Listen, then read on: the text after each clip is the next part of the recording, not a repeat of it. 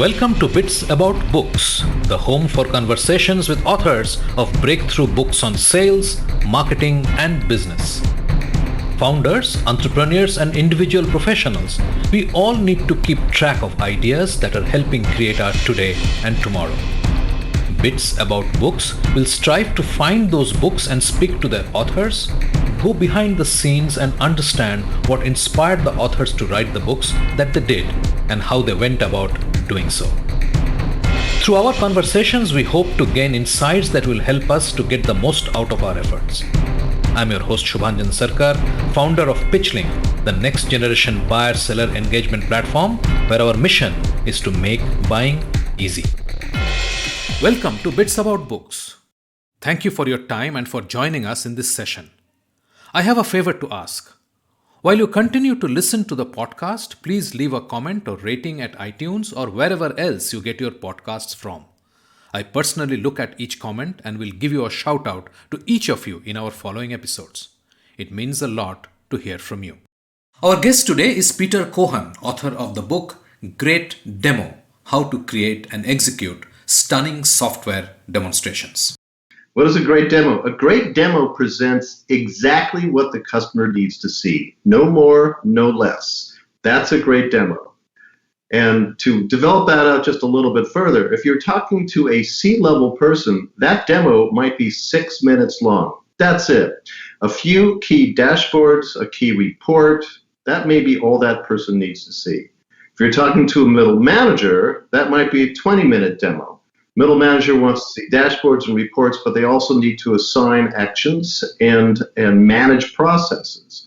So that might be a little bit longer. A great demo for the staff member might be an hour, might be 2 hours, because they're actually executing the workflows. They need to see not only what is this tool going to do to help them solve their problems, but then how am I going to use it on a day-to-day basis.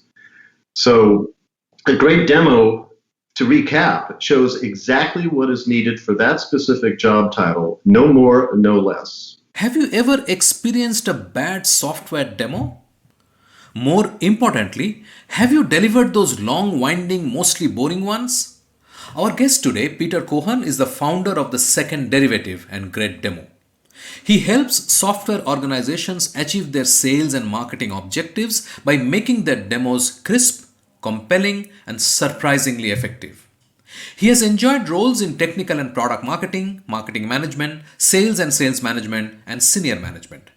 In his most recent role prior to the Second Derivative, Peter founded a business unit in an organization and grew the business from an empty spreadsheet into a 30 million operation. Peter has experience as an individual contributor, manager, and C-level team member in marketing, sales, and business development. He has also been and continues to be a customer. Today we caught up with Peter to talk about his path-breaking book, Great Demo: How to Create and Execute Stunning Software Demonstrations. Now, on to this insightful episode with Peter Cohan. Peter, welcome to Bits About Books. I'm so happy to have you here because I think the work you do is not only inspiring, but so essential. Thank you. It is wonderful to have you here. Welcome. So many bad demos, so little time. Tell us about it. So before we get into the book, why don't you tell a bit to our audience, those 3.5 people who don't know about you and what you do? Tell them about what your work is about and what you're doing currently. So what I like to do when people ask me what do I do is to answer back in the form of a question. Have you ever seen a bad software demonstration? And if the answer is what you're doing, which is to laugh or cry or to say something like, I probably delivered hundreds myself when I know you know why I'm in business. So the purpose of Great Demo and the Great Demo team is to take the practice of demos to a new and frighteningly delightful level. That's what we do. How did you, I know you didn't start your life being a software demo guru. You were somewhere else, but somewhere your life led you to this. What really happened and how did you land here?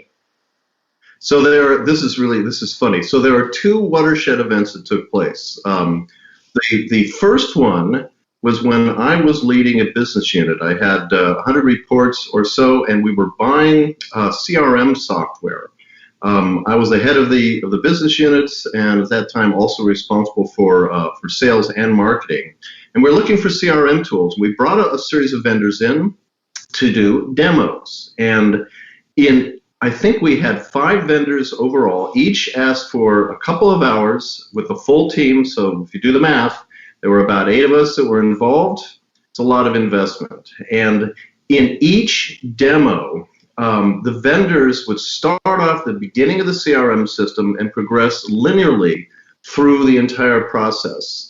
So they would start by entering records, they would progress that, they would execute marketing campaigns, and then finally, and here's the real kicker, before they got to the reporting, things like the forecast and the pipeline, which is what I as the head of sales and the head of the organization needed to see, they ran out of time. They said, yeah, and they said, trust us, our reports are terrific. So I had seen how everything works, but I never had seen what it's going to do to help me solve my business problems. And all of a sudden I had this insight, and I realized, oh my goodness, we have been doing exactly the same thing to our customers. And so after, I think it was the 3rd demo, I got the team together and I said, guys, what did you think about these demos? And they said they were horrible, blah, blah, blah. And I said, well, we're doing exactly the same thing to our prospects and customers. We need to do the last thing first. We need to take the payoff screens, the payoff deliverables, and instead of holding to the very end where everybody's tired and the high-ranking people are gone, we need to move them right to the front of the demo so that people can see what's in it for them and where this is going. So that was instance number 1, and that's where we actually began to develop the methodology and begin to practice it out. So before I go on, any observations or comments on that? No, not at all, because I think it is so obvious, and like so many things in life, we ignore the obvious. I mean, we are so good at it, isn't that? So this is Voltaire said it best, that common sense is far too uncommon. Absolutely, So the second event, and how I actually wrote the book, a good colleague of mine, a good friend of mine at that time was leading a software organization, and he had finally organized and secured a demo with Merck, the large pharmaceutical company. And he says, Cohan, we got to prepare for a demo for Merck. Can you take a look at what we're doing? And I said, absolutely. And I was working for another organization at the time. I was still leading this business. And preparing for my meeting with Barry, because that was his name, I drafted some notes. And then I went and saw his demo, and I gave him some feedback. It was a couple hours of discussion. When I came back from that meeting, I thought, oh man, there's a lot of really, really good stuff, and I need to capture this. And I started writing. And I just kept writing. And that was in October of 2002. And by the end of the month, I had actually drafted the first edition of the book. And that's how it came about. It was a gush of all these ideas that had been building up in my tiny little brain over that period of that. It was about 1.5 years that we've been practicing these new ideas. And I suddenly thought, now it's time to codify them. And that's how it happened. You started writing these notes during this process of helping your friend. Correct, yes. But you were sort of observing from the point of when you bought those, you're getting the demos from the CRM guys, till then, this 1.5 years, it was sort of formulating in your brain. Is that how it was happening? Well, it was both formulating in my brain, but we were also actually applying the ideas. We were trying them out. We had a team around the world. We were selling software and systems, hardware and software, and know-how, patent rights at the time. And we started saying, well, what is it that this person wants out of the system? What is it this job title wants? We realized, okay, we need to parse this by job title, by job title, by job title. And the example was the CRM system, because here I was the head of sales, and what I wanted out of this was forecast and pipeline. That's what I needed.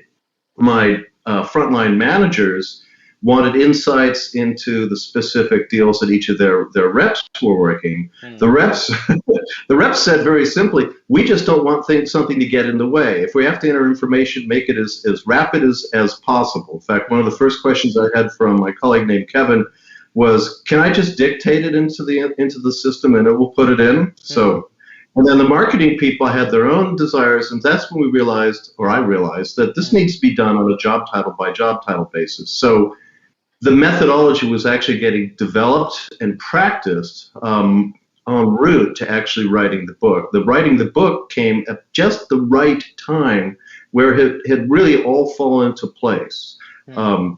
How to review a customer's situation, how to understand what is the end deliverable that that particular prospect might be looking for, how to present it in a way that makes what could seem otherwise complicated to look simple, how to manage questions, and so forth. We had been practicing these ideas. So it wasn't, oh, I'm going to write a book and I hope it's right, which I have seen happen. It was, no, here's a year and a half experience that's now codified, a year and a half of actually applying the methodology. It's codified into the book, which actually draws upon the experiences of a number of people across the organization. The organizations that will claim they have 300 years of experience, well, we probably actually did that we were drawing from. But that's how it all came together. How did you actually get to this 14-chapter structure? Did you write out that structure first, or did you start writing the concepts and the content? So the structure was pretty much in my mind. I had been working on it as we had been practicing these ideas and tuning them up. I've been making mental notes and physical notes as we went along. The book itself is structured like a great demo. The people that read it through to about chapter 8, well, it's pretty funny. Occasionally somebody will actually email me and say, oh, I get it. you actually practice what you preach. Yeah, the book starts off, the first page offers the payoff. And the idea of, introduce the deliverable for the end result right up in front, and then begin to peel back the layers in accordance with the customer's depth and level of interest. This is the way the book was drafted, and the structure was pretty much already in my mind. I had certain key ideas that we want to communicate. So, understanding and reviewing the customer's situation, understanding what the end deliverables are, presenting those end deliverables. By the way, those are two very separate things. I'll give you an example. How many times have you seen somebody present a software screen and they say, so isn't that terrific? And our eyes are going around trying to figure out, what am I looking at here? Yeah. So what I'll often tell people in workshops is, on the vendor side, I'll say, so how many times have you seen that screen? And they'll say hundreds. And I'll ask them, well, how many times has your prospect seen it? And they'll say, well, this is the first time. My comment then is, don't assume they get it. Don't assume they understand what they're looking at. You've got to take their eyes to exactly what you want them to see. And if you're face-to-face, that's a matter of physical pointing. If you're over the web, that's a matter of using the tools in Zoom or Skype or whatsoever to annotate or draw their attention to it and communicate what they're seeing, how it's going to help solve their business problems, and the business value associated with making the change. So it was elements like that I already had in my mind, we've been practicing, that I just needed to codify. So things like fewest number of clicks, peeling back the layers, how to manage and part questions. These were all things that we had been practicing and developed. So it was a bit of a gush. That's great, and that's rare, by the way. I know of novelists going away for a month and coming back with a novel, but I don't know of many books of this nature being done in this manner. Well, I can share with you that the second edition was nothing like that. The second edition was nothing but work. And I could caution authors that when you draft your first edition, think in terms of it being published literally right now, and then how will the world have changed in 2 years? Because in my case, I had included all in the first edition all kinds of appendices and information that was then current, tools that were available, technologies, and so forth. And literally, the moment it was actually published, it was already out of date. And so the second edition, which included a lot of new content and updated content, but to a large degree, it was actually overhauling the first edition in some cases to remove things that would age it Right, over right. past. So Absolutely. there you go. Absolutely. So, and of course, now you're in an era where you can have the appendices online and you can continue to update them. It's much easier to manage this kind of associated information today than it was. I mean, theoretically, it was still possible in 2002, but I guess it was very early days to implement something like that. So let's get to the core of your book. What is a great demo? What is a great demo? A great demo presents exactly what the customer needs to see. No more, no less. That's a great demo. And to develop that out just a little bit further, if you're talking to a C-level person, that demo might be 6 minutes long. That's it. A few key dashboards, a key report, that may be all that person needs to see. If you're talking to a middle manager, that might be a 20-minute demo. Middle manager wants to see dashboards and reports, but they also need to assign actions and manage processes. So that might be a little bit longer. A great demo for the staff member might be an hour, might be 2 hours, because they're actually executing the workflows. They need to see not only what is this tool going to do to help them solve their problems, but then how am I going to use it on a day-to-day basis? So a great demo, to recap, shows exactly what is needed for that specific job title, no more, no less. Which also means that somebody who is focused on giving a great demo theoretically cannot give demos to multiple levels in the same session. So yes, you can. It's a matter of organizing and managing the meeting. So if we had those three job titles or three levels, we've got execs, middle managers, and staffers, and they're all in the same room. That's fine. You set expectations via an agenda that says we're going to deal with our executives first, then the middle managers, and then we're going to go on to staffers. And by the way, if there's a system administrator in the room, we'll deal with his or her questions at the end. So that you chunk things up, you break things up into consumable components, in this case initially mapped to job title, as you go through that process. So you can actually manage those situations. And I would presume that demos fail because they don't do this. So demos fail for 100 reasons. Most people tend to focus initially on technology. Frankly, that's not the reason that demos fail. People are willing to forgive blemishes and bugs they expected in software. Where demos fail first and foremost is through a lack of discovery. Lack of discovery. If you were a doctor and a patient comes into your office and you offer a prescription without ever examining the patient and coming to a diagnostic conclusion, that in the world of medicine has a name. It's called malpractice.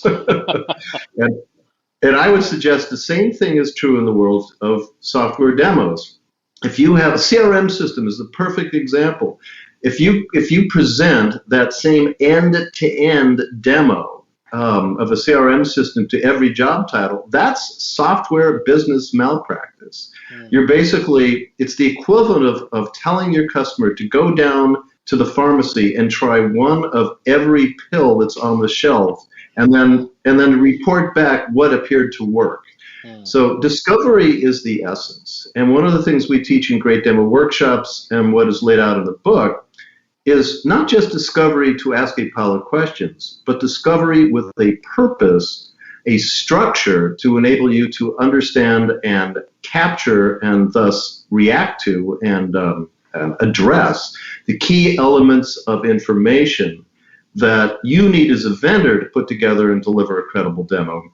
And equally, that your prospect needs to have been asked so that they feel that you are able to put together and deliver a successful demo to them. Interestingly enough, prospects want to be discovered. Let me say that again, but slightly differently.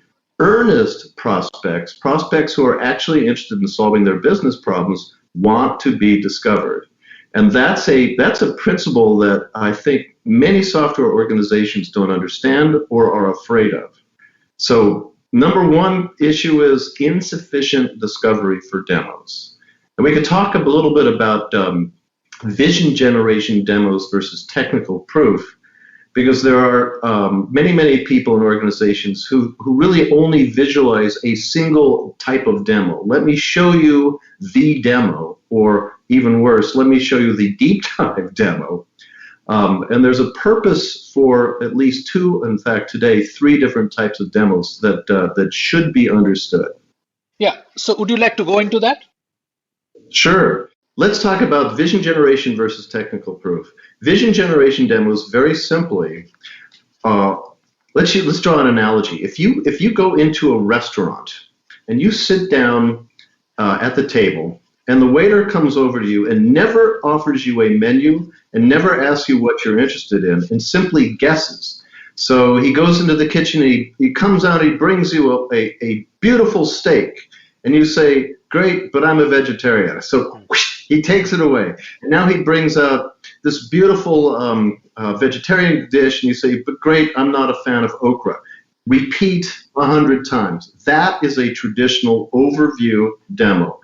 Stop me if you see anything that looks interesting. So the challenge with the traditional overview demo is that it's way too much. And if we go back to our restaurant analogy, if the waiter was able to come out and offer you just a sample, just an appetizer for you to say, okay, yeah, that's really interesting. Do you have anything more like that? That's what a vision generation demo is. And the fundamental structure is very simple. It's, let me share with you, says the vendor, how we've helped other customers that might be in similar situations to you. And you actually review an example situation, and you ask the question, how does this compare? Customer says, well, it's quite similar. And you talk for a few minutes, literally a few minutes.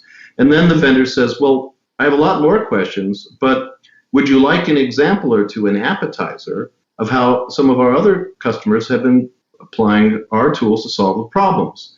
Customer says, or prospect says, yes, please. You share one or two or three key screens that map to the deliverables for those scenarios. Describe what the prospect is seeing, talk about the problems that it solves and the value that is enjoyed by other customers. You ask, is that the kind of thing that you have in mind or might look interesting? Prospect says, yeah, it looks very interesting. You say, terrific. Now let's go into effectively a discovery conversation so we can then put together a demo that actually maps to your specific situation. So vision generation, people should think of a vision generation demo as perhaps literally 6 minutes, 4 to 6 minutes of actual demo discussion. The whole rest of it is actually a method of moving comfortably and mutually into a discovery conversation. So vision generation is one of the elements that's missing from most software organizations' practices, most vendors' practices. They'll either offer the overview, which in many cases is 30 minutes to an hour, or I've heard software companies say, well, we couldn't possibly deliver a demo in less than 2 hours. So you're going back to the doctor analogy, if you will, of way too much, or the restaurant analogy of, here, let me just put plate after plate in front of you and see if anything looks interesting. So vision generation is designed to enable two things to take place. Number one, to satisfy the prospect's desire to get a sense of what is possible, the art of the possible. And number two, then, to move both parties comfortably into a discovery conversation. So let me pause there and ask this, does that all resonate? Absolutely. In fact, while you were describing this, one of the biggest issues that I think the selling process itself is challenged with is that people do not understand how to do discovery. Not only in context of a demo, but just pure and simple discovery. People have no clue how to go about doing it. People are so enamored by the idea of a checklist or enamored by the idea of a fixed format and this whole idea that I need to drive everybody through this format, that the agility that is required to do a proper discovery goes out of the window somewhere. And we do this fallback into the overview demo, which is, well, I've covered all the bases. So take your pick and figure it out whether it works for you or not. So I'm in violent agreement. Organizations typically either look at discovery through the lens of BANT, B-A-N-T, Yeah. which is not discovery. It's pure qualification, and it's not even qualification that is beneficial for the prospect. It's all about managing the vendor's resources time. Discovery is a conversation, and there should be quid pro quo for both parties. There should be value in it for both parties. So whereas you as the vendor need to gather a sufficient amount of information, and you should know where you're going, you should be able to say, okay, we have completed discovery. By the way, that's a huge statement. We have completed discovery. People will always say, and I'm in agreement, that discovery is ongoing, it's evergreen, you never stop. But for the purposes of preparing for the next phase of the buying process or selling process for example, technical proof demo, you need to have completed discovery. So to understand what that is, you do need to know where you're going. We teach a methodology for doing discovery. We've identified 7 levels of discovery skills, ranging from simple expressions of the customer saying, I have a problem, all the way to a rich interlocking methodology, which is what we effectively teach. Discovery is the key, absolutely. And I think the other point that you made, which is so vital, earnest prospect, which means one who is really looking at a solution now, will come through by the single qualifier that is open to discovery. Absolutely. In fact, so when I'm doing an initial, let's talk about this. So prospect reaches out to me and says, hey, I'm interested in demo skills training for my team, via email, for example, or via our website. And I type back and say, terrific, let's set a time for a conversation, discuss what you have in mind. So we do that. I set up a 30-minute call. And during that 30-minute call, typically there is an exchange of information. They're interested in what are the offerings. They want to know about pricing. I always send them pricing immediately after, fully transparent. And there's some give and take. I say begin to talk a little bit about discovery questions. Tell me about your team, how many, where are they located, and so forth.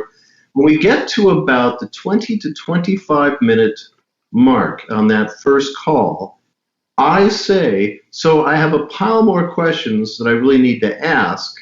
However, it's really up to you. I could, at this point, just send you the information I promised, the pricing information, example workshop, some other information, and we can just go from there. Or if this sounds interesting, let's set a second call to go through the balance of my questions and answer questions from you as well. That's a terrific dividing point. So if they say, yeah, let's look at our calendars and set another time, I know I have a real earnest prospect, somebody who wants to solve their problem and is now seeing this as part of that pathway to getting to that solution. If, on the other hand, they say, no, just send me the information, I'm good with that too. That means they are not yet either in an active buying process or they don't see us as an appropriate vendor. Fine either way. We add them to the nurture or trickle marketing list until such time as they're ready to raise their hand and say, yep, now we're ready. And by the way, I have to share with you, I've been in business long enough doing this business that I've actually had people send me responses to messages that they had kept for over 7 years. saying, Oh. okay, now it's time. It makes complete sense, right? I mean, I can Yeah. understand totally that somebody has, for example, somebody introduced you to someone else and said, "Hey, we had a great experience with him, or I read his book, and so on and so forth." And yeah, why Mhm. didn't you reach out? So okay, it's very easy to reach out today. Just go and leave a message on your website or send you a mail and so on. It's very easy to just have what we call academic interest. You Mhm. know, I have an academic interest in what Peter is doing and sounds like interesting thing. Doesn't mean I'm ready to buy or I have a need right at this moment. It's time for a short break. Stay with us.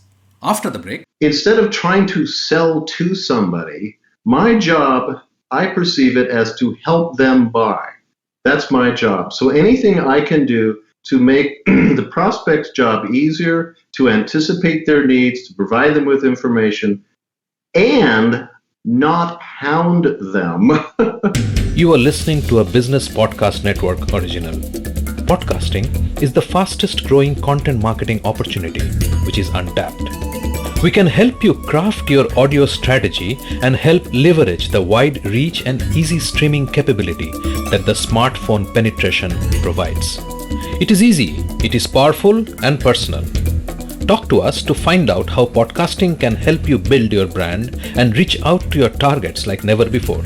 Write to us at bpn@bizcast.in. That is bpn@bizcast.in. Business Podcast Network. Podcasts end to end. Welcome back. I'm Shubhanjan Sarkar, your host for Bits About Books and founder of Pitchlink, the buyer-seller engagement platform. Let's dive right back into the episode where we left it. So I'm a big fan of what is now being called buyer enablement, which is really the simple concept of, instead of trying to sell to somebody, my job, I perceive it as to help them buy. That's my job. So anything I can do to make the prospect's job easier, to anticipate their needs, to provide them with information, and not hound them. Are you ready to buy? Are you ready to buy? Are you ready to buy? It's the end of the Yeah, quarter. I'll offer you a discount. yeah. No, my job is to enable them to buy on their schedule, on their timing, as comfortably as possible. And so if it takes 7 years, so be it.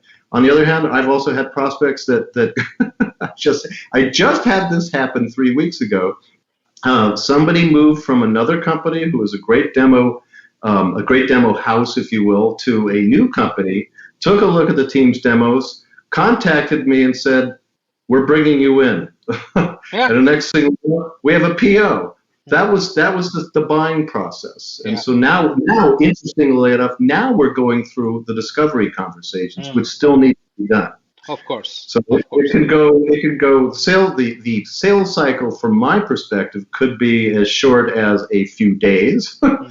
or as long as several years. The buying process from the prospect side, however, is what really matters, and that's what we try to focus on. Absolutely. I mean, I don't even want to talk about what I do, but I'm so much in alignment with what you're talking.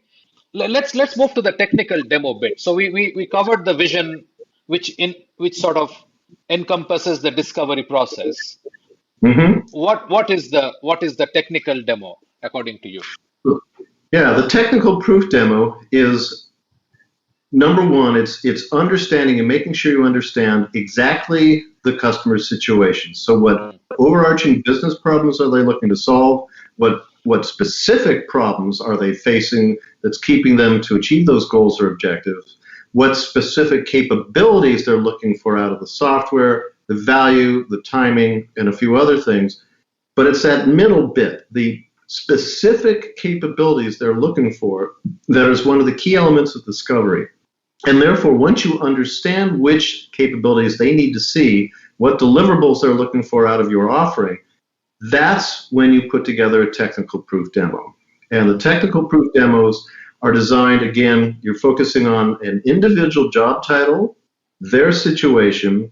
You then show the end deliverables they are looking for, that person is looking for. So, for example, in the CRM system, if it was me as the head of sales, I want to see the pipeline and forecast reports. That's what I want to see. And I might want to be able to drill down and explore them to some degree. But fundamentally, I just want to know where's the business right now and what can I expect as we look out 2 or 3 or 4 quarters. So number one, reviewing the situation to make sure that things haven't changed and you understood it correctly.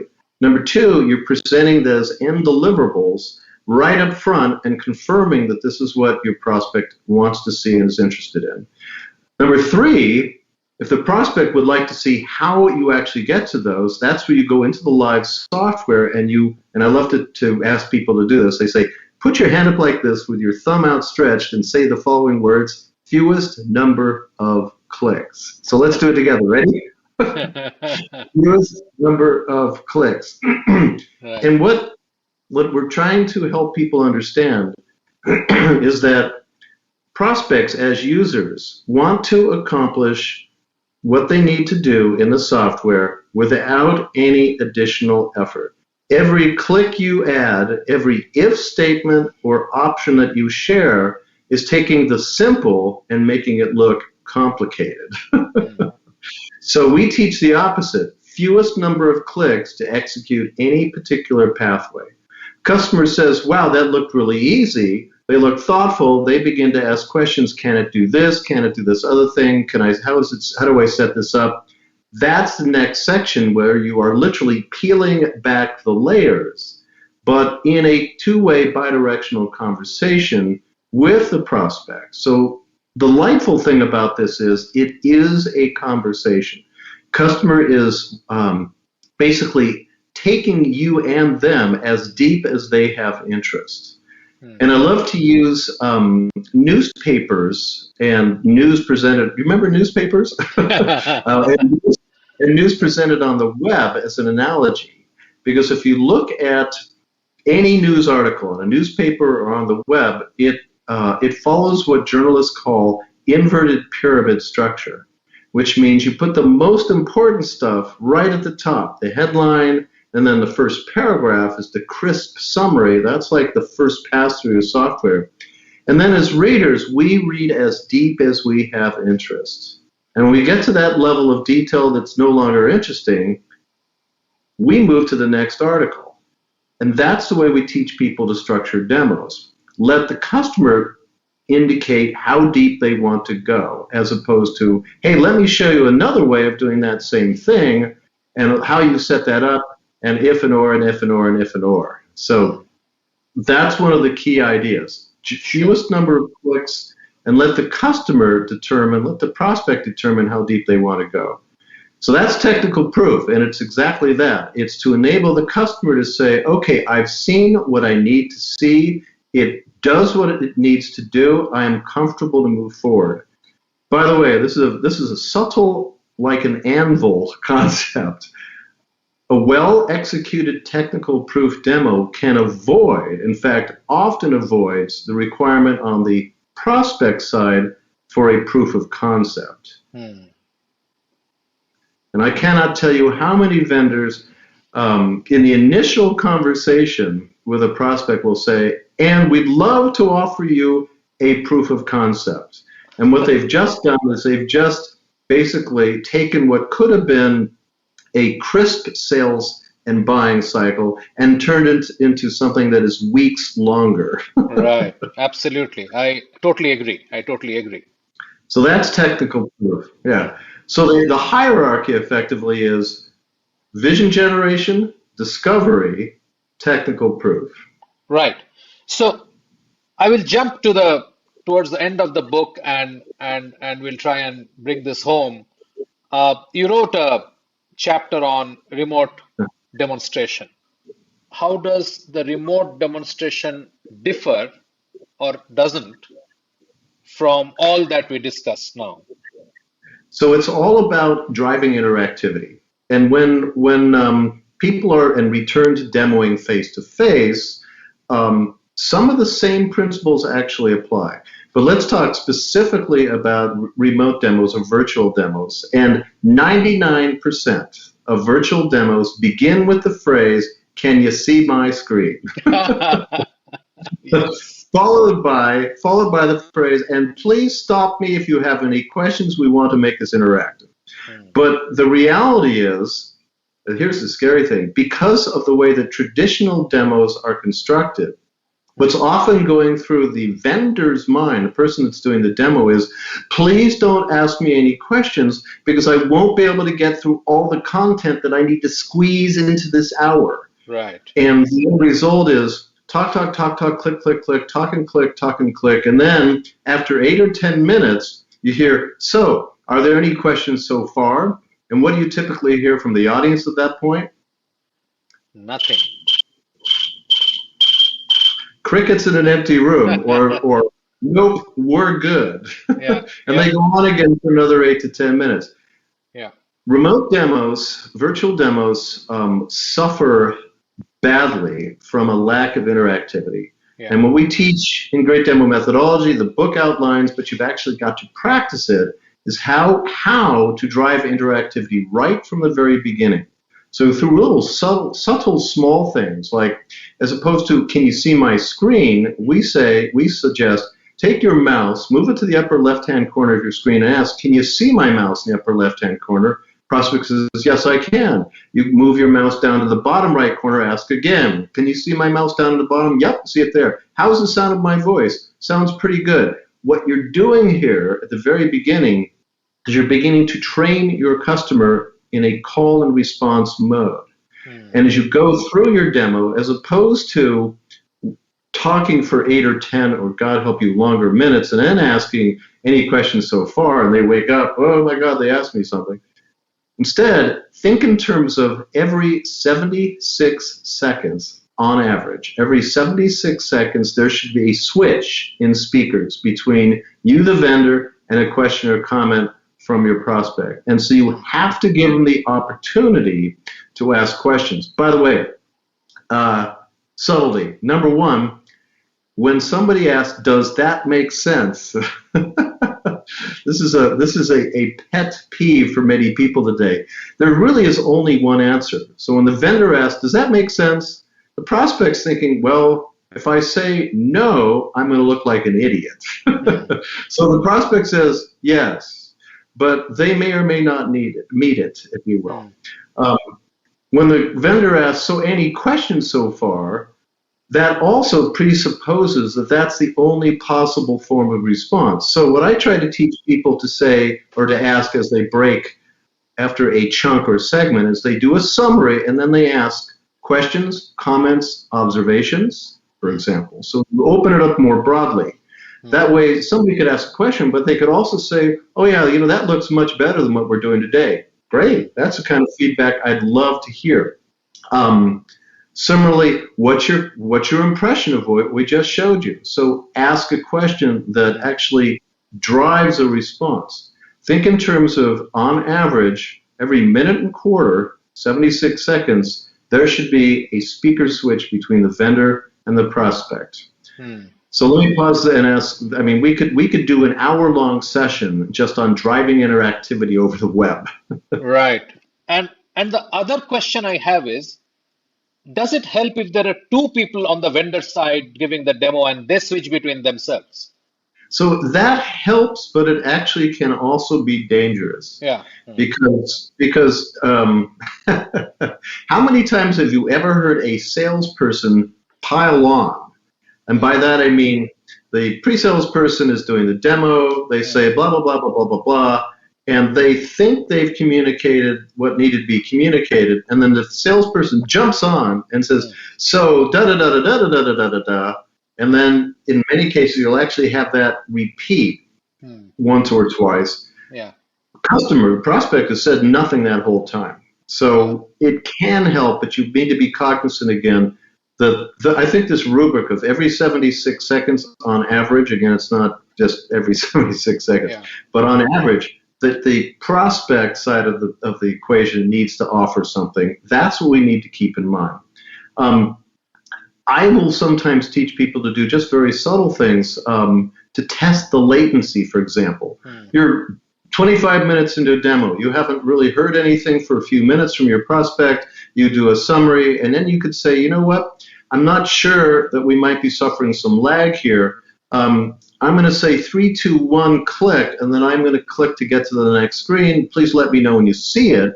So 3, 2, 1, click. Prospect says, oh, okay, we see it now. What you've done is gently force them to re-engage in just a very gentle way. In a very gentle way. Yeah. So that's one way of solving that. Sure. But very pragmatically, it's break things up into small chunks and then offer periodic summaries. So what we just showed you was da-da-da-da, questions, comments, thoughts on what you just saw. Yeah. And then offer the pause. Yeah. By the way, one of the single most useful tools operating over the web is a webcam. Yeah. And when prospects join a meeting and their webcams are off, I gently but firmly ask them to turn them on. And I will often offer that if this was a face-to-face meeting, you wouldn't walk into a conference room with a bag over your head. Right. No, Absolutely. let's meet one another just as if we would person to person. That's part of the communication. So you can read body language, you can see if they're paying attention and so forth. Yeah. I'll add to this. I did an article called the Zoom Scan about a year ago now. And the Zoom Scan, what I'm referring to, when you're face-to-face doing a demo in the front of the room, we scan the audience for comprehension, for wakefulness, for questions that are appearing on somebody's forehead. So we're using a part of our mental bandwidth to track and assess what's going on in that face-to-face room. Over Zoom or whatever tool we're using, we need to translate that same scan to what is in front of us on our computer screen. So, for example, scanning the webcams, scanning what you're showing, making sure there's not something in chat or Q&A, using the annotation tools. This is part of the scan that we need to actually apply when we're operating over the web. So those are a few tips, at least, for virtual and remote demos. Great. So do you find any way to do the discovery in an asynchronous manner, and is that effective? Yes, and sometimes. I can tell you what is not effective, and in fact is annoying to the prospect, and that's to send them a detailed questionnaire. Now, caveat: if a prospect has actually sent out an RFP, that is the detailed questionnaire, if you will, in reverse. So let's take that off the table for now, if you will. Yes. But sending a prospect a questionnaire of questions that you should be asking in a conversational manner, that's unacceptable. However, tools like Consensus, and there's some other tools that are appearing as well, to provide the opportunity for the prospect to actually choose their own adventure, if you will, provide the prospect with value. They're getting vision generation demos, is what they're seeing.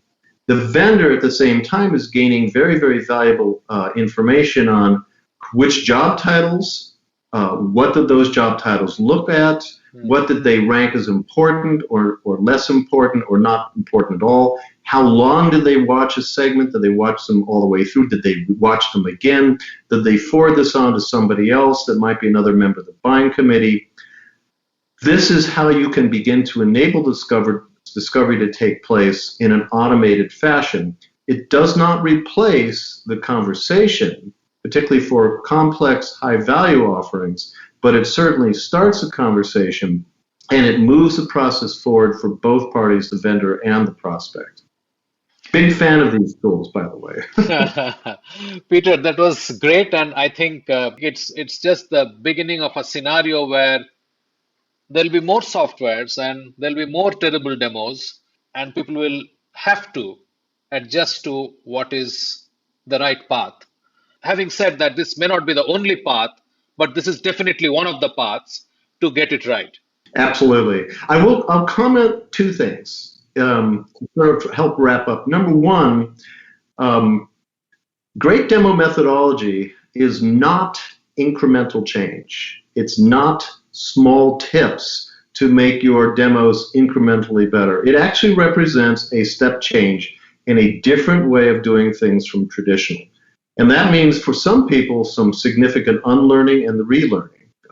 It's very frankly, it's like the step change between a society that's based on horse transportation versus moving to the automobile, or from automobile to airplanes. You're still going from place A to B, but it's a different way of executing those processes.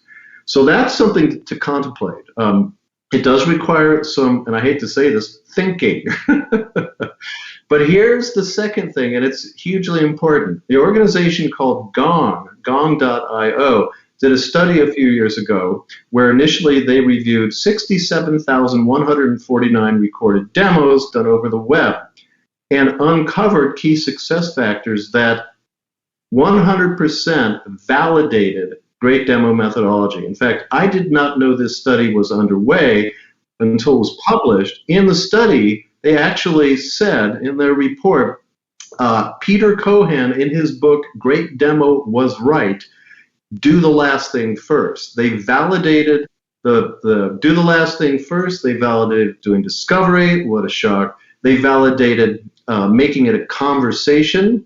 They validated breaking things up into chunks. They validated inverted pyramid. It's a validated methodology. So it's one thing to know in your heart that a way of doing things is better. It's quite something entirely different and refreshing to have it validated by what was at the time 67,000 data points and is now upwards of 3 million. So there you go. Bits About Books is brought to you by PitchLink, the buyer-seller engagement platform. PitchLink makes buying easy by enabling high-quality engagement between buyers and sellers through its presentation and discussion modules. Sellers create customized sales narratives using sales collaterals and personal videos and reach out to prospects through a non-intrusive, buyer-qualified engagement. PitchLink requires no installation or download and holds the entire repository of sales collaterals and buyer-seller conversations. Talk to us to know more about how you can engage with customers without intrusion. Call us on 99021 631 32. Wonderful. That's a great place to conclude this session. And I have a sense that we will be having a few more in the days coming. I'm looking forward to it. Absolutely. Thank you so much, Peter. We have a fantastic lineup over the next couple of episodes with great conversations on breakthrough books with Julie Hansen, Andrea Waltz, Amit Agarwal, Fred Kopstek, and Mike Kunkel about wonderful books they have written. Subscribe in your favorite podcast app so you do not miss a single episode. Thanks for listening. Thank you for being with us today on Bits About Books, where we talk to authors about breakthrough books on sales, marketing, and business. We hope this conversation helped inform and motivate as we all navigate a rapidly changing business environment. For us, these are enlightening conversations enriched with knowledge and expertise. We encourage you to go out and buy the book to learn firsthand and implement some of the great ideas we discussed today. We hope to have you with us again in the next exciting episode of Bits About Books. If you liked what you heard, subscribe to the show in your favorite podcast platforms like iTunes, Google Play, Spotify, or wherever else you get your podcast from, and give us a rating while you are at it. This Bizcast original podcast is produced for PitchLink, the next generation buyer-seller engagement platform, where the mission is to make buying easy. Hosted by Subhanjan Sarkar and produced by Rajiv Aditya. See you next time and have a wonderful day.